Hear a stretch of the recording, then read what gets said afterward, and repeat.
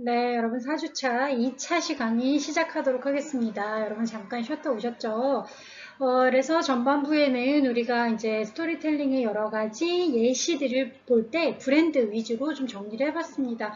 물론 제가 뭐 지난 시간에 역사나 아니면 우리가 인식하고 있는 모든 정치, 종교, 경제, 모든 문화적인 개념 다 스토리텔링으로 되어 있지만 그걸 조금 더 제가 구체적으로 좀 재미있게 설명하기 위해서 브랜드 위주로 몇 가지 실례를 봤는데 근데 여러분 제가 아까 첫 번째 영상 오늘 수업 시작하면서 이런 말씀 드렸잖아요.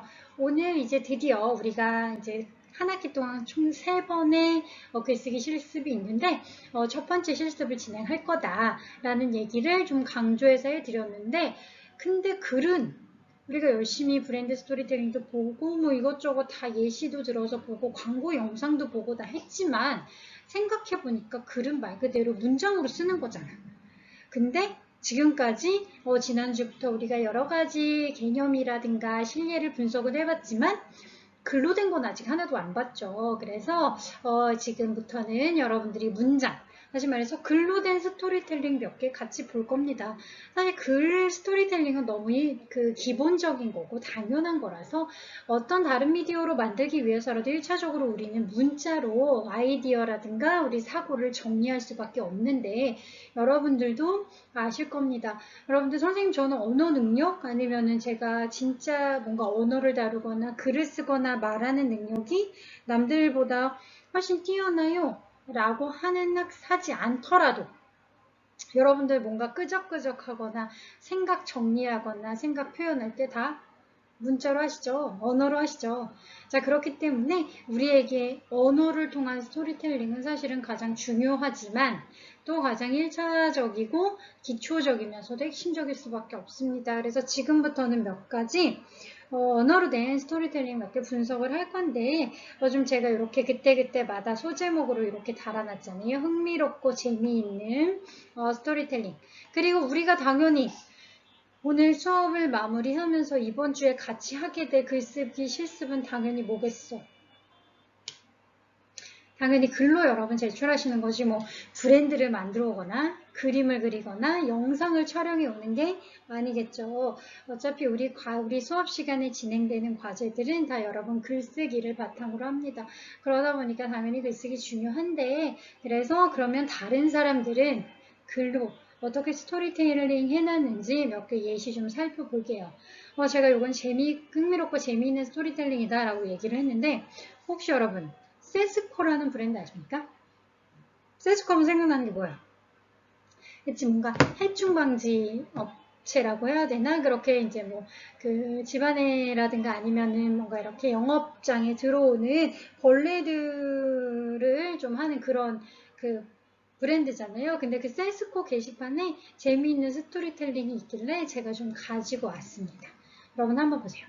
그 세스코는 다 아실만한 브랜드죠. 거기에 누가 이렇게 Q&A 하는 것처럼 실제로 Q&A 한 게 아니라 Q&A 형식처럼 이야기를 만들어 놨다는 거지. 세스코님, 바퀴벌레겠지? 바퀴가 자꾸 저보고 사귀자고 하네요. 어쩌면 좋죠? 저는 모기랑 결혼하기로 했는데 누구를 선택해야 할까요? 이렇게 질문을 한 것처럼 그랬더니 세스코가 대답을 해줍니다. 안녕하세요, 세스코입니다. 모기의 수명은 2에서 4주, 바퀴는 4개월에서 1년. 이렇게 하면 어떨까요? 먼저 모기와 뜨거운 사랑을 하시고 노후는 바퀴와 보내시는 것이 항상 행복한 결혼생활 되시기 바랍니다.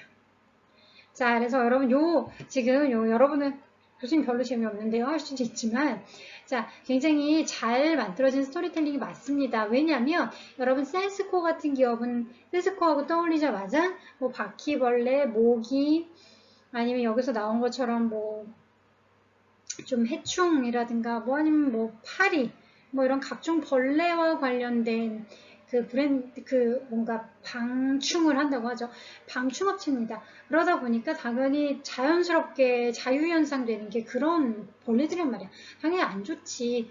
근데 세스코에서는 이제 그 어떤 게시판에다가 직접 어떤 문답을 하는 형식을 통해서 이렇게 좀 재미있게 그래서 막연히 그냥 세스코에 거부감을 느끼게만 하는 게 아니라 모기와 바퀴벌레에 대한 정보를 전달해주면서 모기는 2에서 4주 정도 산대요. 바퀴벌레 오래 사네. 와, 벌레인데 벌레 치고는 이 정도 오래 사는 거 아닙니까? 4개월에서 1년 정도 산대요. 이렇게 정보를 전달해 주면서 동시에 조금 더 유연하고 재미있게 그냥 막연하게 모기와 바퀴벌레의 수명은 그러니까 그 Q 모기와 바퀴벌레 수명은 A 모기는 몇 년, 바퀴벌레 몇 년 하면은 사실 기억이 안 남을 수도 있고 그냥 필보필보한 그냥 평범한 정보인가 보다 하고 넘어갈 수도 있지만 자신의 브랜드를 조금 더 사람들이 흥미롭고 재미있게 또 호감이 돼도 볼 수 있게 해주면서 동시에 모기와 바퀴의 수명 왜냐면 모기와 바퀴를 주로 다룰 테니까 그거에 대한 그 정보까지 전달을 합니다. 그래서 이거는 굉장히 영리하게 잘한 스토리텔링이죠. 이런 질문들이 몇 개 있더라고요. 그러면서 보면서 그냥 피식 뭐 엄청 재밌진 않더라도 회식하고 보게 되면서 이렇게 좀 더 세스코하면은 재미있는 기억으로 사람들이 좀 남을 수도 있겠죠. 자, 그래서 이게 바로 기왕하는 거. 그냥 막연히 정보를 뚝 전달하고 말았을 때 여러분도 나중에 자소서 같은 걸 작성할 때도 마찬가지입니다. 나라는 사람의 정보는 이미 있어. 나는 이런 사람이 그런 사람이 이런 사람이야. 라고 하는 정보는 규정이 되어 있는데 그걸 내가 조금 더 어떻게 흥미롭고 재미있고 이렇게 조금 더 서사적으로 우리가 서사적이다라고 할 때는 우리가 스토리텔링 지금 배우고 있기 때문에 스토리를 가지고 전달을 하면 기억에도 오래 남고 그 사람 이미지도 좀 흥미로운 사람이네 매력적인 사람이네 라고 해서 궁금해질 수 있죠. 여러분 사실 자소서의 핵심은 그 사람이 누구인지 호감이 가고 흥미를 가질 수 있도록 하는 게 핵심입니다. 왜냐하면 제가 지난주에도 얘기했듯이 우리의 조건은 다 이미 이력서에 쓸 겁니다.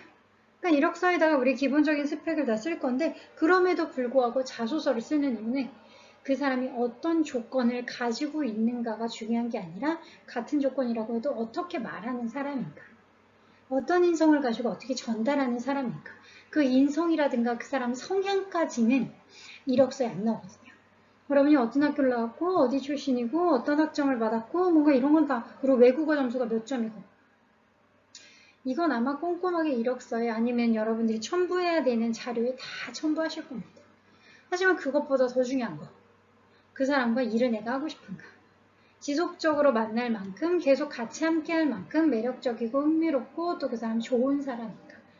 사실 그런 내용들을 보기 위해서 이력서를 쓰겠죠. 그렇기 때문에 같은 내용이라고 해도 상대방한테 어떤 경쟁력을 가지고 어떻게 스토리텔링 하는가는 여러분들한테 꼭 필요한 필수적으로 고민해 보셔야만 하는 요소입니다. 자, 그래서 재미있는 스토리텔링 그 다음 거 한번 해볼게요. 자, 그 다음 건 제가 감정이입이라고 제목을 붙였습니다. 그럼 여러분들이 지금 두 문장을 보여드릴 겁니다. 두 문장을 비교해 보면서 A와 B를 보여드릴 건데 A와 B가 어떻게 다른지 여러분들이 비교하면서 좀 생각을 해보시면 됩니다. 자, 그러면 먼저 A. 사업가 김모 씨는 올해 들어 자신의 회사 종업원 윤모양과 서너 차례 사적인 만남을 가졌다. 자, 그럼 여러분 사실 요것까지만 보고 미루어 짐작해봐. 사업가 김모 씨와 종업원 윤모양은 어떤 사이일 것 같아? 여기 이렇게 주어진 정보만으로도 해석을 해보자면 두 사람은 어떤 사이일까? 여러분 아마 그렇게 생각하지 않았어? 부부의 세계요. 그쵸? 뭐 불륜이나 부적절한 사이 뭐 이렇게 떠올리셨을 수도 있지만 사실은 그래요. 김모 왜? 그럼 여러분들한테 그렇게 여기에는 불륜이라는 얘기를 하거나 이런 얘기가 전혀 없는데도 불구하고 왜 그렇게 떠오르셨어요? 라고 물어보면 이렇게 얘기하지 않을까? 사업가, 그러니까 관계. 이 사람은 사업가고, 그러니까 갑과 을인 거죠. 회사 종업원이. 그러면 뭔가 이 경제적으로 갑과 을의 관계니까 그럴 수도 있어 라고 떠오를 수도 있고 또 들어. 또 옆에 굳이 이렇게 나이를 표기했잖아. 나이 차이가 22살인 거죠. 맞죠? 자, 여러분 22살은 사랑 아니야? 불륜이야 무조건? 왜냐면 여기서 윤모양도 김모씨도 결혼을 했다거나 뭐 이런 얘기가 정보가 없는데? 여러분 뭔가 너무 마치 꼰대처럼 꼰대란 표현을 써도 되는지 모르겠지만 46살이면 당연히 결혼한 거 아니에요? 이렇게 생각하는 건 아니겠죠? 여러분 요즘 세상에 무슨 아니면 사적인 만남이라는 표현 때문에 그치 뭔가 공적인 게 아니라 그러니까 회사 일이 아니라 바깥에서 둘이 밥을 먹고 하면 여러분 다 나빠? 불륜이야? 그냥 선생님도 회사 친구랑 동료랑 아니면 이제 뭐 공식적인 얘기만 하지만 저녁에 끝나고 같이 차 한잔하고 밥 먹으면서 뭐 친구가 서로 될 수도 있고 좋은 동료가 될 수도 있잖아. 자, 봐봐. A에는 그 어디에도 불륜이라거나 두 사람이 부적절한 관계라는 정보가 없습니다. 근데 마치 또 한 가지 특징이 있죠. 김모 씨 윤모양에서 익명 처리를 했습니다. 그래서 뭔가 떳떳하지 못한 것처럼 이게 저널리즘에서 글을 쓰는 형식이죠. 똑같은 글이라 하더라도 저널리즘에서 뭔가 이렇게 부각을 사업가다, 회사 종업원이다. 그리고 굳이 사실은 여기서 중요한 정보가 아닐 수도 있는데 나이 언급을 하면서 이 사람 몇 살이다 몇 살이다. 그리고 그냥 둘이 외부에서 밥을 먹었다 아니면은 뭐 이렇게 했다. 뭐 회사에 대한 이야기를 했다. 이렇게 해도 되는데 사적인 만남을 했다. 이렇게 꼭 집어서 얘기를 하잖아요. 같은 내용을 다른 사람이 썼습니다. 이것도 한번 읽어볼게요. 김은 노을을 멍하게 바라보았다. 넋을 잃고 노을을 바라보는 것은 요즘 들어 생긴 버릇이다. 정확히 말하면 그녀, 윤을 만나면서부터이다. 이제 겨우 서너 차례 만났는데 만나고 나면 그렇게 쓸쓸한 기분만 더욱 더해지는 것이었다. 어우, 여러분 느끼셨습니까? 똑같은 김이고 이 사람이 이 사람이고 이 윤 모양이 이 윤이에요. 근데 B는 뭐 같아? A는 여러분 불륜처럼 느껴졌다면 B는 뭐 같아? 사랑 같죠? 자, 이게 바로 이거의 핵심인데 여러분 스토리텔링을 할 때 만약에 의도적으로 감정을 배제하면 조금 더 냉소적으로 보게 되고 평가적으로 보게 됩니다. 근데 거기에다 감정을 넣잖아. 김은 이랬다. 김 마음은 이랬다. 윤 마음은 이랬다. 이런 걸 넣게 되면은 조금 더 그 사람에게 공감되게 되고 감정이입을 하게 되고 이해하게 되죠. 유명한 말 있죠? 내로남불. 내가 하면, 그러니까 남이 하면 불륜, 내가 하면 로맨스. 내로남불 맞나? 자, 그래서 요즘에 유행하는 말이 있던데. 자, 그래서 어쨌든 여러분이 그런 표현처럼 일단 다른 사람이 하면은 그러니까 내가 아니고 나랑 공감대가 없어라고 생각하면 무조건 조금 비판적이거나 객관적으로 보게 되는데 여기서는 김이 노을을 멍하게 바라보며 요즘 들어서 윤을 만난 이후에는 윤을 사랑하게 되면서 그러니까 요거는 소설에서 주로 사용하는 스토리텔링 기법이죠. 그래서 상대의 소설에서는 어떤 사건이 일어나는가가 중요한 게 아니라 소설은 저널리즘이 아니잖아요. 왜 그런 사건이 일어나는가? 그 사람 감정이 무엇인가? 이걸 좀 더 중시한다면 자, 얘 같은 경우에는 그렇죠. 뉴스에서 뭔가 이면에 다른 진실이 있을 것 같은 뭔가 우리가 비밀이라든가 이런 게 있을 것 같은 것처럼 그래서 같은 이야기입니다. 같은 주인공, 같은 상황임에 따라 A와 B를 취사 선택할 수 있는 거죠. 여러분 여기서 선생님 어떤 스토리텔링이 더 좋아요, 나빠요는 의미가 없는 질문입니다. 여러분이 스토리텔링 할 때 나는 이런 의도를 가지고 있어. 뭔가 조금 비밀이 있는 것 같은 걸 숨기는 좀 그런 식으로 쓰고 싶어라고 하면 A처럼 쓰고 아니야. 나는 조금 뭔가 이면에 그 사람의 감정이라든가 이런 것들이 그래서 독자가 감정적으로 좀 설득됐으면 좋겠어. 공감대를 형성하고 싶어 라고 하면 B처럼 써야죠. 이런 걸 선택하는 능력이 스토리텔링 능력입니다. 흥미롭죠? 여러분 같은 글이라도 이렇게 달라지는 게 다음 예시도 한번 볼게요. 이것도 한번 여러분들이 같이 분석을 해봅시다. A. 배고파 죽겠어. B. 배가 너무 고픈 나머지 돌이라도 삼킬 것 같았어. C. 배가 너무 고픈 나머지 돌멩이라도 입에 넣고 빨아서 생기는 침이라도 삼켜야 한다는 생각이 들 정도였어. C. 저 돌멩이 꼭 송편처럼 생겼네. 자, 여러분이 ABC 다 똑같이 내용은 다 메시지는 다 뭐야? 배고프다는 뜻이야. 근데 점입 가경이지. ABCD로 이렇게 뭔가 발전을 해 갈수록 어때요? 점점 엄청 배고픈가 보다 이런 생각을 하게 되는데 자, 여러분들이 여기서 ABCD 중에서 어떤 게 가장 실제로 저 글을 표현하는 사람이 배고픈 게 진정성 있게 느껴져. 이게 바로 스토리텔링 요소 중에서 진정성이라는 중요한 기준입니다. 그냥 배고파 죽겠어는 너무 좀 뻔하잖아. 가령 이제 쟁반같이 둥근 달. 뭐 이런 묘사처럼 똑같이 묘사라고 해도 나만의 감각과 나만의 어떤 진짜 느낌이라고 우리가 받아들여지기 조금 어렵잖아요. 그랬을 때 이건 사실 오늘 예시로 가져온 몇 가지 글들은 제가 다 그냥 혼자 만든 글이 아니라 어떤 글쓰기 책에서 다 차용을 해온 건데 그 책에서는 당연히 C나 D가 조금 더 독창적이고 그래서 아, 저 사람 진짜 배고프구나 라고 해서 잘 전달되는 글쓰기다 라고 얘기를 하기는 했습니다. 근데 여러분들이 그거는 정답은 아니고 여러분들이 생각했을 때는 ABCD 중에서 어떤 게 그래서 묘사를 하고 표현을 할 때는 그냥 글을 쓸 때 아파요 라고만 쓰는 게 아니라 어느 정도로 어디가 어떤 식으로 아픈지 여러분도 아파 보셔서 알겠지만 누구한테 맞아서 여기 피부가 아픈 거랑 화장실에 가고 싶어서 배가 아픈 건 다르죠. 근데 두 개를 똑같이 아파요라고 쓰면 좋은 글쓰기가 아니죠. 그건 좋은 스토리텔러가 아니에요. 그러면 여러분 글쓰기 경쟁력이 없어요. 자, 이렇게 누가 때렸어? 그럼 피부가 좀 화끈화끈하면서 싸하고 그 순간 약간 띵하면서 이런 식으로 뭔가 구체적으로 묘사를 하고 또 아니면 배가 아플 때는 배가 아픈 느낌에 대해서 여러분들이 또 좀 묘사를 할 줄 알아요. 여러분 길게 하실 필요는 길게 하면 오히려 나쁜 거면 길게 하진 않아도 정확하고 핵심적으로 묘사하는 것. 그게 사실 중요하죠. 그래서 여기서도 아 조금 더 진짜 그냥 막연히 배가 고픈 게 아니라 진짜 제가 배가 고프구나 라고 하는 게 어떤 게 와닿는가. 이게 바로 주인공 덱입니다. 진짜 이게 이제 진정성이지. 내 진짜 배고파한 것 같이 느껴져. 라고 하는 기준. 그 다음.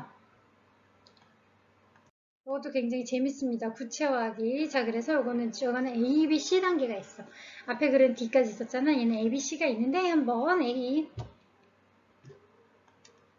나는 그녀한테 고백했다가 차였다. 자, 제목이 구체화니까 이 글은 점점 어떻게 되겠어요? 구체화가 되겠죠. B. 나는 그녀에게 고백하기 위해 얼마나 오랜 시간 망설였는지 모른다. 하지만 그녀는 거절해버렸고 그로 인해 나한테 얼마나 오랜 시간 우울했는지 모른다. A에 비해서 B는 뭐가 더 구체화가 됐어요. 그렇죠. B에는 주인공의 감정. A에는 없어요. A에는 그냥 뭐 했다라고 하는 사건만 그냥 그것만 딱 있는데 B에는 그 고백했다가 차였을 때 차이기 전의 감정과 차인 뒤의 감정이 조금 더 구체적으로 이제 드러나 있습니다. 그래서 잠시 길어. 그녀에게 고백하기 위해 나는 얼마나 오랜 시간을 망설였는지 모른다. 하지만 그녀는 내가 단지 즉흥적으로 제안하는 것으로 여기는 듯 웃으며 거절해버렸다. 아니 그녀 역시도 오래전부터 이러한 내 감정을 눈치채고 있었을 것이다. 다만 웃으며 거절함으로써 내게 지나친 상처를 주지 않고 여전히 편한 친구로 만나고 싶었던 것인지도 모른다. 하지만 나는 그날 이후로 다른 친구들과 함께 그녀를 만나도 눈치가 보이고 어색했다. 결국 그 뒤로는 단둘이 만나는 것을 서로가 은연중에 꺼렸다. 그 바람에 나는 다만 그녀와 편안한 친구 사이로 지내는 것에 만족하지 않은 나 자신을 얼마나 책망했는지 모른다. 자, 지금 제가 워낙 길어서 빠르게 읽었는데 더 구체화됐죠. C에는 뭐가 더 구체화됐어요? 자, 그쵸. 이거는 시간성. 그 고백하기 전에 이제 감정뿐만 아니라 A에서 B는 감정이 구체화되는데 B에서 C는 그 감정에다가 그 뒤에 사건까지 더 장황하게 길어줬어요. 자, 그러면 여러분 골라보세요. A, B, C 중에 어떤 게 제일 좋은지. 교수님 저는 ABC 중에 뭐가 더 좋아요? 자, 사실 이 질문은 함정이 있어요. 왜냐하면 ABC 중에 가장 좋은 문장, 잘 쓴 문장은 없어요. 여러분, 봐봐. 모든 문장을 A처럼 쓴다고 생각해봐. 나는 그녀의 그보다 차였다. 뭐했다. 사실을 나열해봐. 그럼 기사도 이렇게 안 써요. 보통 역사책도 이렇게 안 써요. 중간에 약간 이런 리듬감도 주고 스토리텔링도 하면서 쓰는데 이렇게 모든 물을 뭐했다. 역사책은 가장 이렇게 가까이 이런 식으로 쓰겠다. 이런 식으로 쓰는데 가장 가까운 실력이겠다. A처럼만 계속 쓴다고 하면은 기억에 남지 않죠. 너무 단편적으로 딱딱딱 사실만 나열한 거기 때문에 글을 읽는 재미라든가 이런 게 떨어져요. 근데 봐봐. 모든 문장을 다 C처럼 써봐. 장황하게. 와, 그럼 이거 너무 지루할 것 같은데? 이게 장하게 설명하고. 그럼 다 읽고 났을 때 너무 다 기니까. 도대체 이 글에서 하려고 하는 얘기 핵심이 뭔지 모를 것 같은데? 그쵸. 자, 그래서 사실은 어떻게 써야 되냐라고 한다면, 자, 여러분들이 이게 이제 구체화 과정이에요. 제가 이거 마우스로 하다 보니까 이제 구체화 과정인데, 여러분 가장 단순하게 쓰는 게 A, 그리고 좀 자세하게 쓰는 게 B, 그리고 가장 장하게 쓰는 게 C, 그리고 이게 글이 진행이 되는 거지. 이제 여러분들이 한 편의 글이 여기 처음부터 끝까지 진행이 될 때 글은 어떻게 써야 돼요? 그렇죠. 이런 뭔가 높낮이가 필요해요. 어떤 부분은 아무렇지도 않게 단순히 썼다가 어떤 부분은 조금 내가 중요하다고 생각하는 부분은 장황하게 썼다는데 모든 글을 다 짧은 문장으로만 써도 글이 기억에 남거나 매력적으로 읽히지 않고 모든 글을 장황하게 써도 너무 진부하고 우리가 막 설명충이네 막 이러잖아요. 그래서 너무 설명조예요. 그래서 그것도 가독성이 떨어지죠. 여러분들이 한 편의 글, 지금 이거는 여러 글이 아니라 한 편의 글이에요. 한 편의 글에서도 내가 진행 과정에 맞게끔 좀 당락을 두면서 써야 돼요. 그래서 어떤 부채화가 좋은 게 아니라 어떤 글도 여러분 부채화의 무게중심은 다양해야 된다는 거. 그래야 궁극적으로 독자 입장에서는 글 쓴 사람이 이런 의도로 썼구나 라고 하는 걸 알 수 있다는 거. 자, 이거 잊지 마세요. 왜냐면 이번 주에 실습해야 되니까. 자, 그 다음 문체 너무너무 중요하죠. 자, 그러면 문체는 말 그대로 같은 메시지를 하더라도 어조와 좀 약간 취향, 성향 이런 겁니다. 자, 보자. 첫 번째 문제. 담배 끊기란 첫사랑은 잃는 일만큼이나 어렵다. 이게 뭐겠어? 주제가 뭐야? 첫사랑은 거둘 뿐. 그치, 담배 끊는 건 어렵다라는 얘기를 하는데 비유를 첫사랑과 비교해서 드는 바람에 약간 서정적이고 감상적이고 낭만적인 어조가 됐어요. 담배 끊는 건 첫사랑 있는 일만큼은 어렵다. 그렇구나. 자, 근데 똑같은 메시지를 다른 문체로 표현해 볼게요. 사실 담배 끊는 것보다 쉬운 것도 없다. 나는 벌써 담배를 17번이나 끊었다. 자, 이건 어때요? 그치, 얘도 담배를 끊었다는 거야, 못 끊었다는 거야. 17번이나 끊었다는 건 얘도 담배 끊는 거 실패했다는 거야. 근데 얘는 어조가 어때요? 그쵸? 담배 사실은 냉소적인 거지. 나 스스로한테 약간 자조적이야. 담배 역설적 우리가 그렇지 더 쉽게 그러니까 정확한 표현은 역설적이죠. 담배 끊는 건 어렵다는 얘기인데 쉬운 것도 없다라고 하면서 나 스스로를 약간 그러니까 냉소하면서 그러면서 약간 역설적으로 표현했어요. 별을 7번이나 끊었다. 그러니까 어렵다는 얘기인데 이렇게 한 거죠. 그 다음은 대화체.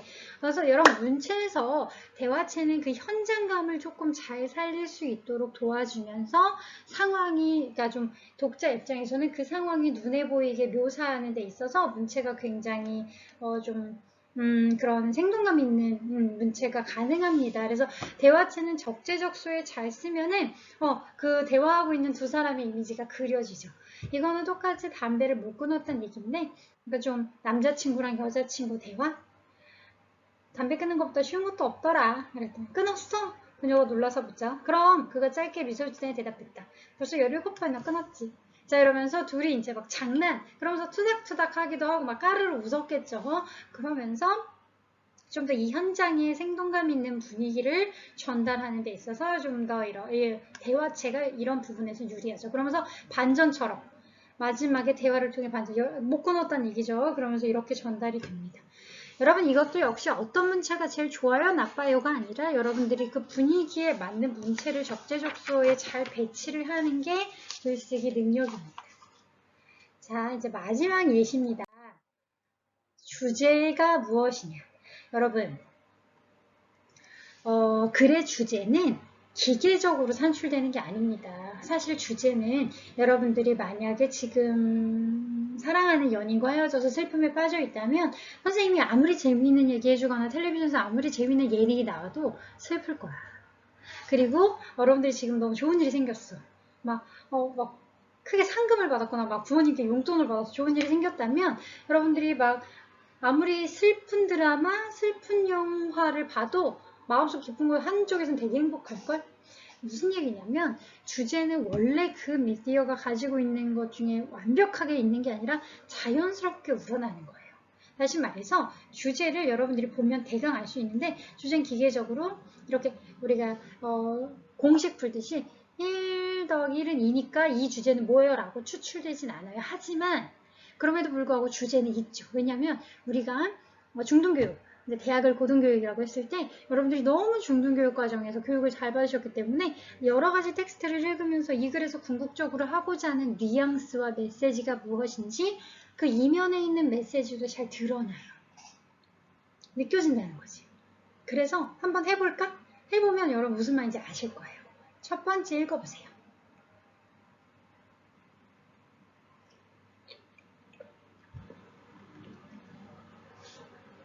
선생님이 말을 너무 많이 해가지고 이건 여러분들이 묵독으로 읽도록 시간을 드렸어요. 자, 이 글의 주제가 뭘까? 주제라고 한다면 이 글에서 하고자 하는 핵심이 뭘까?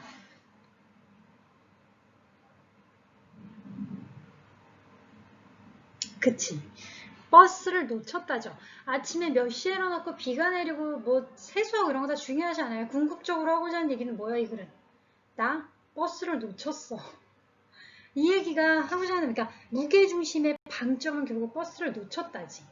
아마 여러분 느껴주실 겁니다. 그래서 그게 궁극적으로 하고자 하는 얘기다. 그 다음 똑같은 건데 이것도 한번 읽어보세요. 이거는 비유사한 아침에 있었던 유사한 일을 얘기하는 건데 얘 글의 주제는 뭔가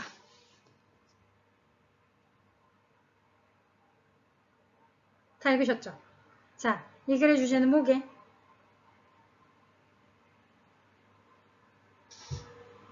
비가 왔다죠.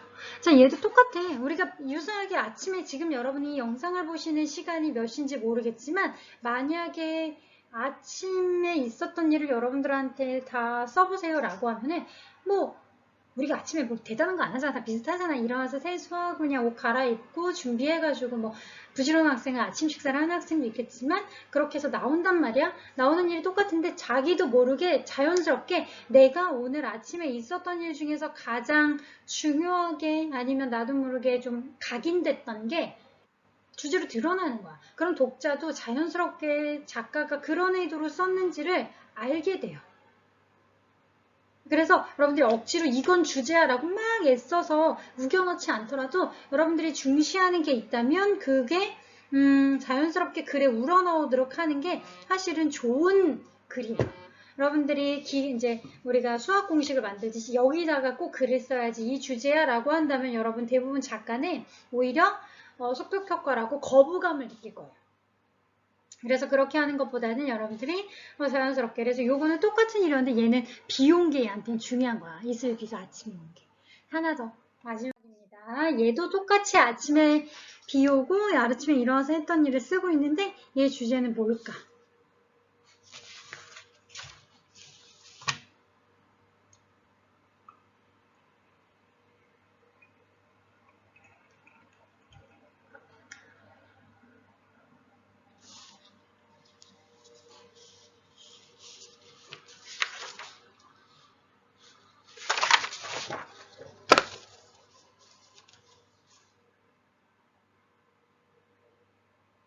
자, 다 읽으셨죠? 얘 주제는 뭐였어?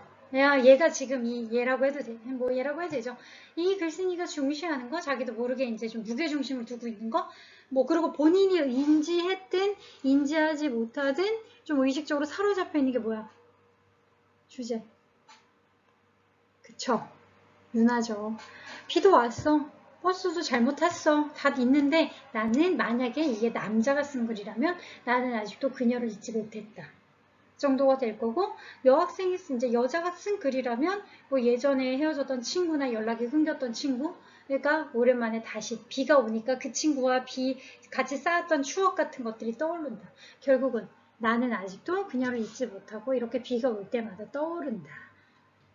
이 글의 주제는 윤하죠. 이해하시죠? 여러분 그리고 대부분 맞추셨죠? 그만큼 우리가 이해는 이러이러한 공식 때문에 주제가 이거야 라는 게 있지 않더라도 자연스럽게 주제가 파악됩니다. 그리고 좋은 주제는 너무 노골적으로 드러나는 게 아니라 이렇게 자연스럽고 조금씩 이렇게 산출됐을 때 우리가 그것을 좋은 주제다라고 얘기를 합니다. 그러니까 여러분들이 그리고 우리는 일단 우리가 글을 쓰기 전에 다른 사람이 쓴 글의 주제를 이렇게 자연스럽게 알 수가 있죠. 재밌죠? 이렇게 똑같은 글이라고 하도 주제가 이렇게 다르다는 게. 자, 몇 가지 글을 통한 스토리텔링 예시를 좀 살펴봤습니다. 그러면서 여러분들이 의도에 따라서 나는 이런 문체로 쓸 거야. 나는 이런 상황에서 쓸 거야. 나는 이런 생동감을 주고 싶어. 아니면 나는 여기에 좀 더 자세하게 쓰고 싶어. 아니야, 난 여기에 좀 비밀을 간직해 할 거니까 자세하게 안 쓰고 가볍게 쓰고 싶어. 여긴 난 감정을 넣어서 쓰고 싶어. 아니면 나 감정을 다 제거하고 쓰고 싶어. 이렇게 여러분들이 선택해서 쓸 수 있으시면 됩니다. 자, 우리 수업 오늘 거 마무리하면서 제가 이제 첫 번째 강의, OT 다음 주에 진행됐던 첫 번째 강의에서 과학적 글쓰기를 우리가 왜 하는가. 사실은 제가 이렇게 그냥 풀어서 얘기했지만, 우리 1장에 이제 1부죠. 우리 교재 일부 얘기 다 한 겁니다. 스토리텔링, 그리고 뒤에 있는, 제가 이제 우리가 좀 교재를 왔다 갔다 하겠다고 했는데 조금 뒤에 있는 스토리텔링 얘기를 좀 땡겨와서 같이 먼저 한 건데, 여러분 교재 굳이 보지 않으셔도, 아니면 교재 그 해당 부분, 스토리텔링 부분이라든가 우리가 글쓰기를 왜 하는가, 어떤 글이 좋은 글인가, 이 부분 그냥 가볍게 읽어보셔도 됩니다.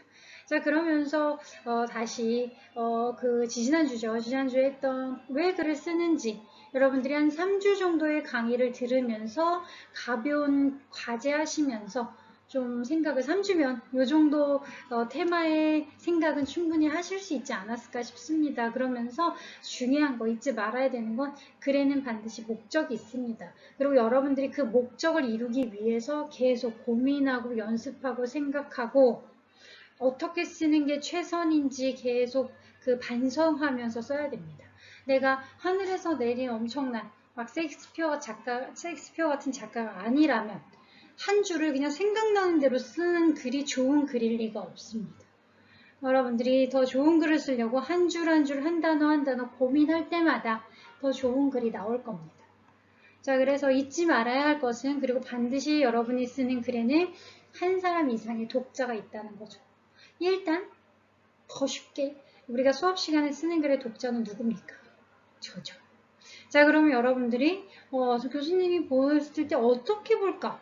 아니면 교수님을 떠나서 더 무서운 독자가 하나 있습니다. 여러분 자신이죠. 그랬을 때 여러분 스스로가 만족할 수 있는 글쓰기를 하면 됩니다. 세상에 가장 무서운 독자 2명 있네요. 평가를 하는 제가 있고, 또 스스로를 만족시킬 수 있는 글은 일단 좋은 글일 수밖에 없습니다. 왜냐하면 자기가 쓴 글은 다 뭔가 부족해 보이잖아. 그랬을 때 그 무조건 어쨌든 독자 입장에서는 어떻게 그 글을 읽을지 계속 여러분들이 고민하셔야 됩니다. 독자가 없이 그냥 쓰는 글은 사실 없죠. 반성적 태도와 이런 검토하는 자세, 여러분이 쓰고 그냥 딱 내지 말고 여러분이 쓴 다음에 다시 한번 검토하고 읽어보는 그런 약간 겸양적인 자세가 꼭 필요합니다. 그래야 좋은 글이 나옵니다. 여러분 검토할 때마다 글은 더 좋아집니다. 가장 중요한 것은 정말 쓰고 싶은 글을 쓰는 겁니다. 정말 나의 생각과 나의 감정을 전달하는 글을 여러분들이 쓰는 것.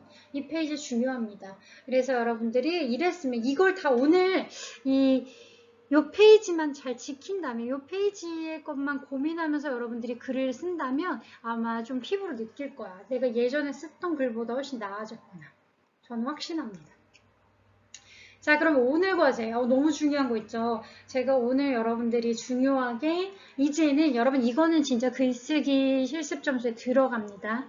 자, 그래서 이번 주에는 아마 그냥 그 출석을 위해서라거나 아니면 여러분들 평소 태도 점수가 아니라 정말 글쓰기 점수에 들어간 첫 번째 실습입니다. 그러면 어떤 걸 실습하냐? 자, 제가 지금까지 몇 개 예시를 들면서 우리가 스토리텔링 했단 말이야. 근데 이거 너무너무 중요한 스토리텔링 미디어인데 제가 실제로 분석을 하거나 같이 예시를 들지 않았던 게 하나 있어. 뭐게? 여러분들이 제가 강제하지 않아도 거의 맨날 접하게 되는 스토리텔링 매체. 어떤 날은 드라마도 안 볼 수도 있고, 어떤 날은 영화도 안 볼 수 있고, 어떤 날은 게임을 안 할 수도 있어. 어떤 날은 글자로 된 걸 안 읽을 수도 있어. 이제 글자로 된 건 아마 매일 거의 안 읽는 날이 없겠지만, 여러분 카톡이라도 하거나 인스타그램, 페이스북을 하면 다 보겠지만, 어쨌든. 근데 이거는 아마 안 접하는 날이 하루도 없을 거야. 저는 확신합니다. 뭐게 이 미디어가? 스토리텔링 미디어의 최전선에 있으면서 모든 인간의 역사에서 가장 오랫동안 사랑받아온 스토리텔링 미디어가 있어요. 뭐게? 음악입니다. 이번 주는 노래 스토리텔링이 과제입니다.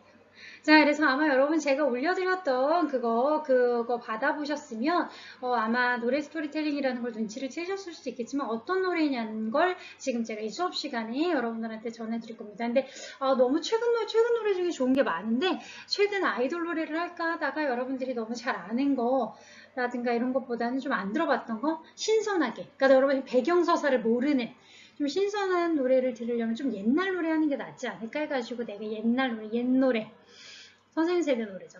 선생님 막 중학교 때인가? 막 그럴 때 나왔던 노래인데 그걸로 좀 가져. 저한테도 좀 오래된 어렸을 때 오래전에 들었던 노래인데 그걸로 가져와 봤어요. 이거 노래를 듣자마자 떠오르는, 딱 처음 듣고 떠오르는 인상을 여러분들이 스토리텔링으로 쓰시면 되는 겁니다. 오늘 노래는 박효신이라는 가수의 동경입니다. 여러분 보이세요? 제가 검색창에 여러분 박효신이라는 가수는 들어보셨을 수도 있을 겁니다. 근데 이 가수의 초기작입니다. 그래서 이게 무려 2001년 너무 옛날 거네. 이 노래를 듣고 노래 가사 같은 거를 적절히 활용해서 오늘 같이 배웠던 글쓰기 과정들 다 감안해서 여러분이 한편의 머릿속에 그려지는 하나의 상황을 스토리텔링 하면 되는 겁니다. 자, 이거 지난주에 보여드렸던 페이지인데 중요하니까 오늘같이 실습하는데 중요하니까 다시 보여드릴게요. 그 박효신의 동경입니다. 근데 하고자 하는 얘기가 무엇인지 그 안에 주인공들의 갈등 그리고 캐릭터의 매력 중요하죠. 플롯 이거 나중에 다시 수업하겠지만 어떤 서사 줄거리 그리고 여러 가지 묘사를 할 때 시각적 묘사뿐만 아니라 다양한 감각 묘사 그리고 진실성이라고 했는데 제가 요거 진실성에 대해서 말씀드렸죠. 꼭 진짜 있었던 일을 쓰라는 게 아니라 설득력입니다. 여러분 이런 거 어디 오늘 과제하셔야 되니까 그래서 설득력 아니면 개연성이라고도 합니다. 다시 말해서 실화인가 아닌가가 중요한 게 아니라 어딘가에선 이런 일이 일어났을 법한 것들. 그래서 여러분들이 가상으로 인물을 구현해야죠. 만약에 민수라고 하면 민수는 오늘도 커피를 마셨다. 하지만 그러니까 커피가 바닥을 보일수록 점점 그녀에 대한 그림이 깊어졌다. 이러면서 민수라는 사람을 조금 만들어내고 근데 도대체 그녀를 만나러 가면 되지 왜 그리워하는가 이런 사연도 만들어내고 그러면서 왜 중요한 거는 설득력과 개연성의 핵심은 여러분 단어가 동경이니까 눈치채셨겠지만 뭐 누군가를 동경하는 얘기야. 근데 중요한 건 동경하는 자체가 중요한 게 아니지. 왜 동경하는가? 그 사이에 스토리텔링을 여러분들이 자유롭고 핵심적이고 흥미롭게 그리고 여러분들이 여러분 글을 다시 딱 봤을 때 재밌는데? 그럴싸한데? 이 정도면은 한 편에 완성되어 있는 글이 되겠는데? 라고 하는 걸 만들어 오시면 됩니다. 이해하셨죠? 자, 다음 주쯤에 여러분들이 만들어 온 과제를 몇 가지 같이 분석하면서 여러분들이 어떤 글들을 제출하셨는지 하고들 거. 그러니까 여러분들께 뽑힐 수도 있고 잘된 글. 내가 지금 미리 공지할게요. 여러분들이 제출하신 글 중에서 잘된 글 몇 개를 뽑아서 좀 같이 분석하는 시간을 가질까 합니다. 다음 주가 될 수도 있고 다다음 주가 될 수도 있는데 일단 여러분들 제출하는 거 보고 요거는 진짜 눈에 띄는데 잘 되는데 싶은 글 같이 몇 개 분석할 겁니다. 피드백 해드릴 겁니다. 그러면서 당연히 못 쓴 것보다 기왕이면 잘 쓴 글을 보면서 하구들은 이렇게 썼구나. 나는 저 부분은 저렇게 썼는데 본인 글과 좀 비교도 해보고 또 다른 친구들한테 좀 자극도 받고 같이 상호 피드백도 한번 해보도록 할게요. 이해하시죠? 자, 그러면 오늘은 여기까지 할 겁니다. 여러분 이번 주 과제 좀 중요하죠. 그래서 오늘 좀 첫 번째, 두 번째 영상 다 길어졌는데 긴 영상 듣는 여부 고생 많이 하셨습니다. 그러면서 이번 주는 조금 더 신경 써서 한 주 동안 고민해서 길 필요 없습니다. 여러분 2페이지 넘어가게 하지 마세요. 제가 올려드리는 그 포맷이 있잖아요. 그거 다운받아서 거기다 쓰시면 되는데 절대 가장 좋은 건 한 페이지 정도만 쓰시면 되고 길어도 2페이지까지 여러분 3페이지까지는 쓰지 않도록 분량 조절하세요. 제가 나중에 다른 글들은 아마 분량 상관없이 자유롭게 쓰는 글도 있겠지만 이번 글은 2페이지까지 해서 여러분들 생각 딱 정리해서 쓸 수 있도록 박효신의 동경입니다. 이 노래로만 쓰셔야 됩니다. 우리 같이 과제고 서로 다른 친구들과 상호 피드백이라든가 비교해 보려면 같은 노래로 해야 사실 비교해 볼 수 있잖아요. 그래서 여러분들이 일주일 동안 이번 주에는 정말 더 파이팅 해가지고 잘 써주시기 바랍니다. 글쓰기 이제 첫 번째 실습이니까. 자, 그러면 여러분 글을 또 좀 기대하는 마음으로 기다리고 있겠습니다. 여러분 첫 번째, 두 번째 영상 보고 공부하느라 고생 많이 하셨고 이렇게 여러분 과제까지 제출하시면 우리 거의 한 달 가까이 했던 스토리텔링 수업은 마무리가 됩니다. 여러분 그동안 수고 많이 하셨습니다. 그러면 저는 과제 기다리고 있고 다음 주에는 또 그러면 스토리텔링까지 마무리가 다 되면 새로운 걸로 다시 우리 수업 진행하도록 하겠습니다. 여러분 오늘 긴 영상 수고하셨습니다. 한 주 동안 건강하게 지내세요. 안녕.